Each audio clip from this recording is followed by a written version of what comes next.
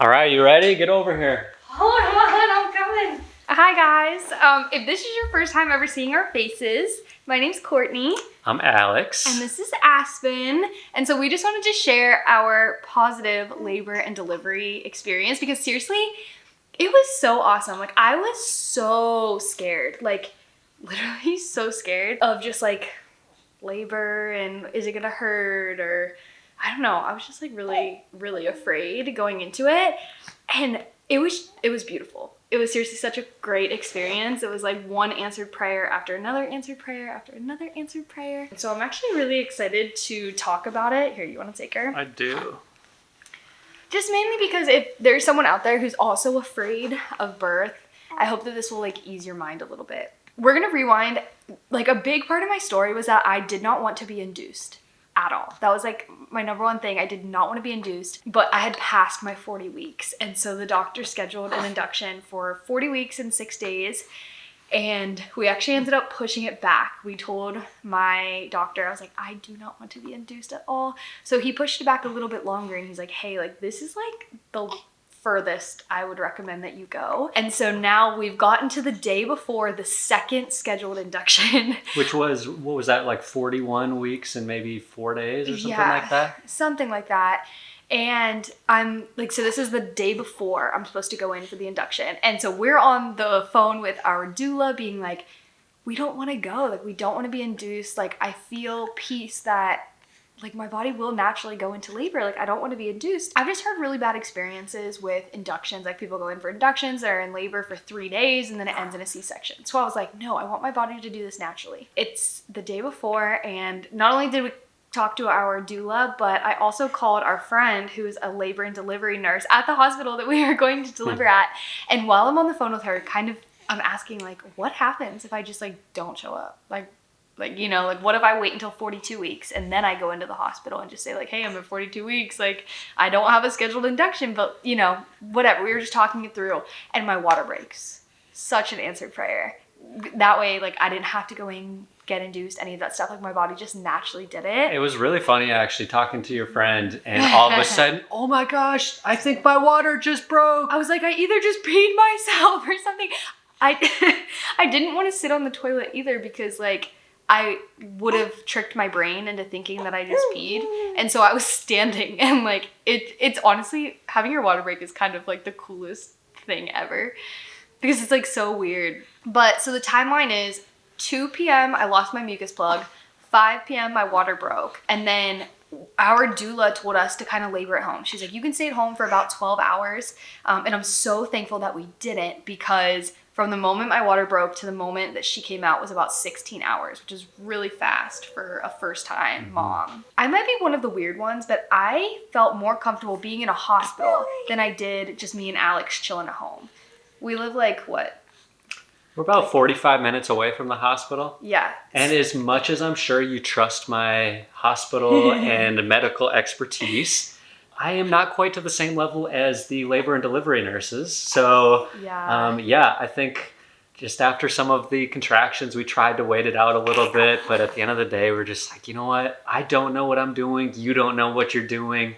We would feel much more comfortable being at the hospital. Yeah, because and honestly, I'm just so thankful that we did. So we stayed here for about 3 hours and then we left around 9, got to the hospital around 10. And honestly, we were probably at the hospital for less than an hour before the triage nurse was like, basically I was having a contraction in the bathroom. And this might just be, I don't know if this is other people's experiences or just mine. When I was sitting upright and having a contraction, it was so much more intense than if I were to be laying down. So anyway, I was on the toilet having a contraction because they make you like pee in a cup when you get there. And it was just so intense because I wasn't laying down that the triage nurse, she heard me having this contraction.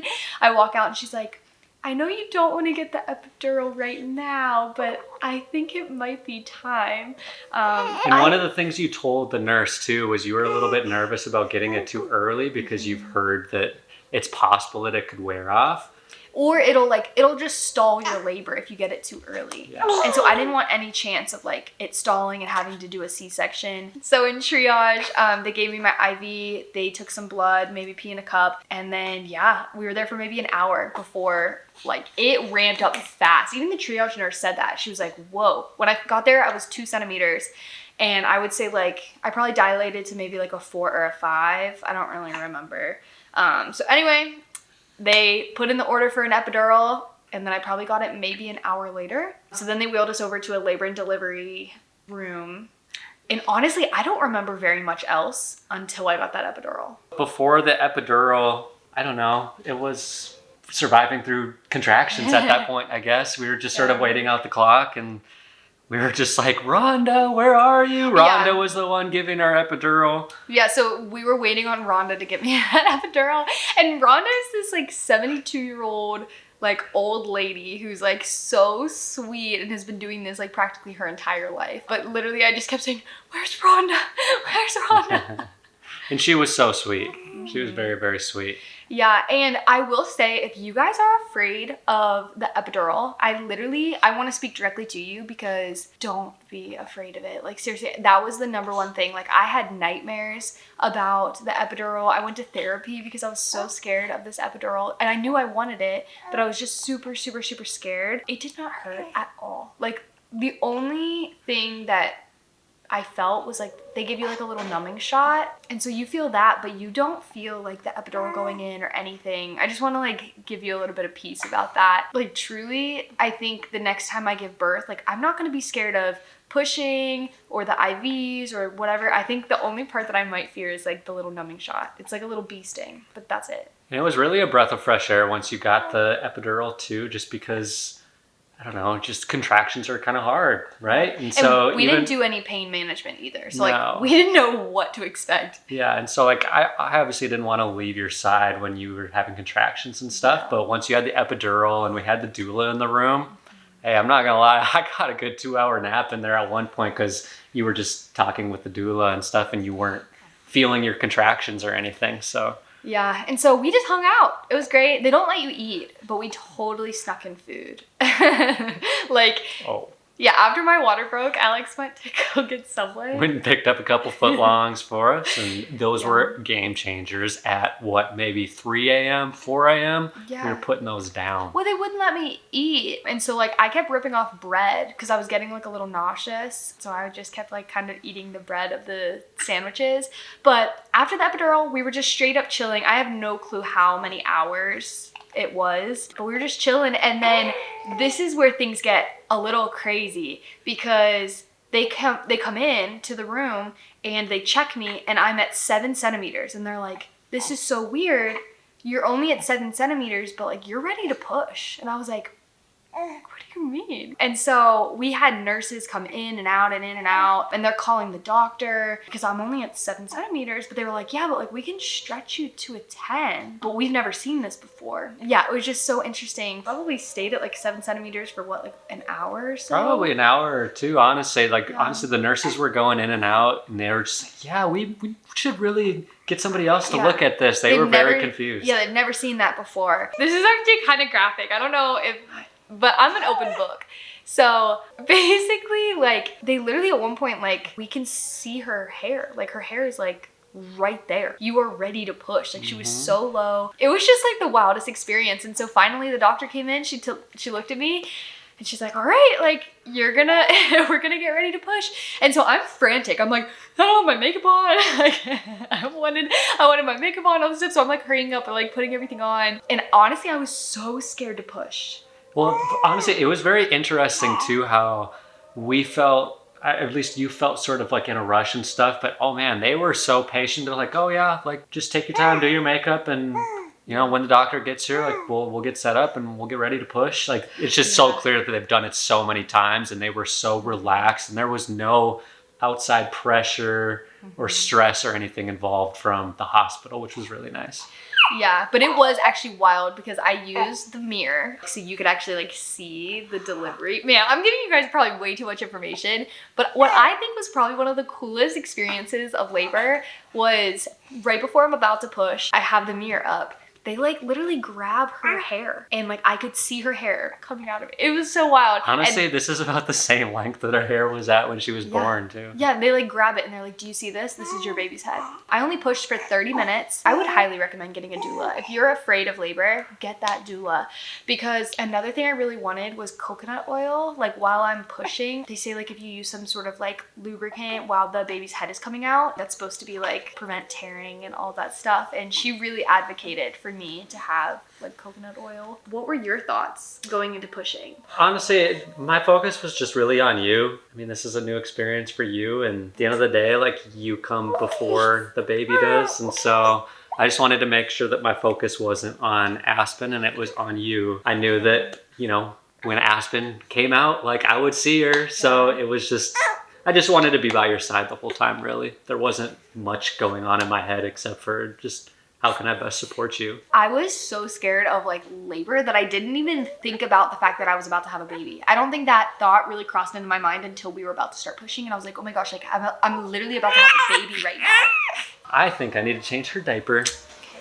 Truly, I think I was so like in my head about the fact that I was going into labor that I never thought about how I was actually about to have a kid. And so it was just the wildest experience. Yeah, I pushed for 30 minutes and she came out. It was just so crazy. When she was put on my chest, like, well, it was funny because I kept saying like, I can't see her, I can't see her. Cause like imagine them putting a baby on your chest. Like when you look down, like I was only seeing the top of her head. I like couldn't see her face. And so they moved the mirror so that I was actually able to like look in the mirror and like see her. And then at one point they actually like held her up so I could actually see her. Cause I was really just looking at the top of her head. So what were your thoughts when they put Aspen on my chest? She's not crying, she's just talking, just for the record. She's saying, hi. Aspen, what were your thoughts when you got put on mommy's chest?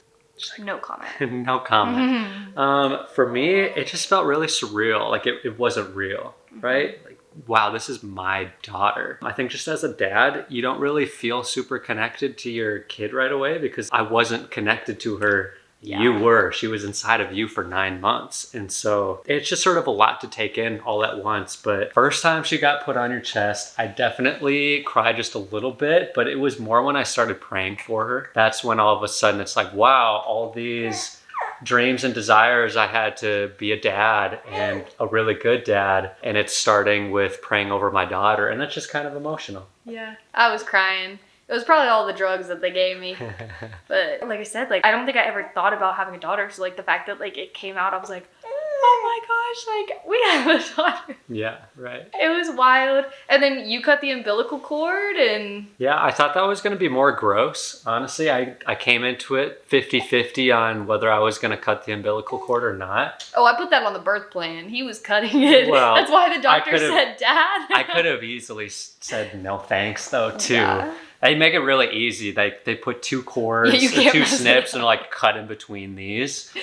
But I just also heard, it just feels kind of weird and stuff. And it did sort of feel like I was cutting through rubber a little bit, but I don't know. It took 5 seconds to do. I recommend it. It's not like, it wasn't really gross. Then they make you pee after. Like, so they stitch you up and do all this stuff. And then like we weren't allowed to go into, what are those called? Like postpartum rooms, maybe? Recovery room, I think? Yeah. But they wouldn't let me go into the recovery room until I peed. I literally couldn't, like, because they put a catheter in, and so they want to make sure, but I literally, like, couldn't. And they were like, I'm sure it's fine. So they moved us into the recovery room, and it was awesome. It was honestly just, like, a really nice, very, very, very small hotel room. They hook you up with free food. It was amazing. And it was at that moment when we first got Aspen that we realized we have no idea what we're doing. But yeah. You figured out. It was just great. We hung out there for, what, like 2 nights or something, and then we brought sweet baby girl home on Christmas Eve. Mm-hmm. And so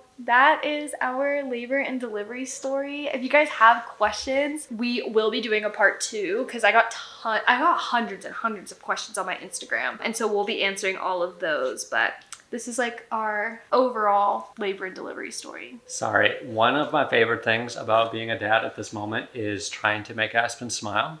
Once she started smiling, it was pretty much game over for me. So, hi. Like, she has the prettiest eyes in the whole world. Hold on, I'll try to... like, look at her eyes.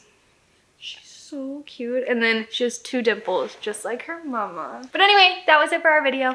Love you guys. Bye. Peace.